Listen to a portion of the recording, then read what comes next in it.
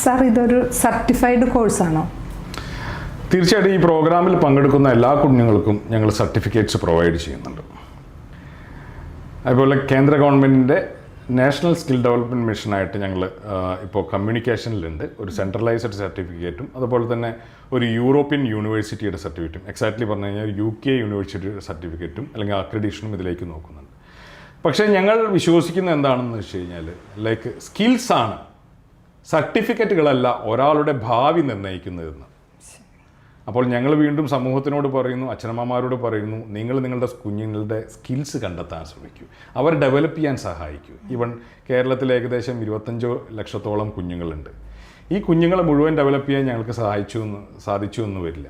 അവിടെ ഞങ്ങൾ സമൂഹത്തിനോട് കൊടുക്കുന്ന അല്ലെങ്കിൽ ഒരു നിർദ്ദേശം, സമൂഹത്തിന് കൊടുക്കുന്ന നിർദ്ദേശം എന്താണെന്ന് വെച്ച് കഴിഞ്ഞാൽ നിങ്ങളുടെ കുഞ്ഞുങ്ങളെ കുറച്ചും കൂടെ ശ്രദ്ധിക്കണം.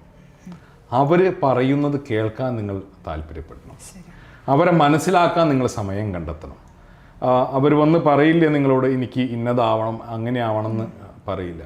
അവൻ്റെ വരകളിലൂടെയും അവൻ്റെ ഒരുപക്ഷെ ഗാനത്തിലൂടെയും അവൻ്റെ ഓട്ടത്തിലൂടെയും അവൻ്റെ കളിയിലൂടെയും അവൻ്റെ ചിരിയിലൂടെയും അവളുടെ ഡാൻസിലൂടെയും അവളുടെ പാട്ടിലൂടെയും ഒക്കെ നിങ്ങൾ മനസ്സിലാവണം അവന് അല്ലെങ്കിൽ അവൾക്ക് ഈ മേഖലയിൽ എക്സ്പെർട്ടൈസാണ്, സ്കിൽഫുള്ളാണ്.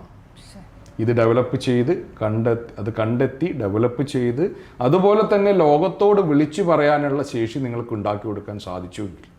15 വയസ്സിന് മുമ്പ് നിങ്ങളുടെ കുട്ടികൾ, നേരത്തെ ഞാൻ പറഞ്ഞ മാതിരി മൈ ചൈൽഡ് മൈ ഹീറോ നിങ്ങൾക്ക് പറയാൻ പറ്റും.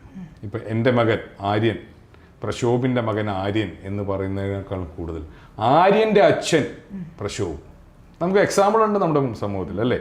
ഇപ്പോൾ ഗുഗേഷ് 17 വയസ്സുകാരൻ, ലോകം അറിയപ്പെടുന്ന വ്യക്തി. എങ്ങനെയായി? അദ്ദേഹത്തിൻ്റെ അച്ഛൻ വളരെ വലിയൊരു മെൻറ്ററായിരുന്നു, സച്ചിൻ ടെണ്ടുൽക്കർ. അദ്ദേഹത്തിൻ്റെ അച്ഛൻ രമേശ് ടെണ്ടുൽക്കർ, അദ്ദേഹമായിരുന്നു അദ്ദേഹത്തെ ഡെവലപ്പ് ചെയ്ത് പോകുന്നത്.